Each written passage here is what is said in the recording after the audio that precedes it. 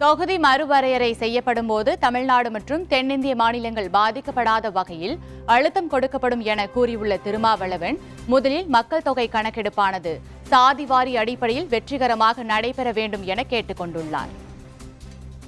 மக்கள் தொகை கணக்கெடுப்பு நடத்தப்படும் என்று இப்போது சுற்றறிக்கை வெளியாகி இருக்கிறது.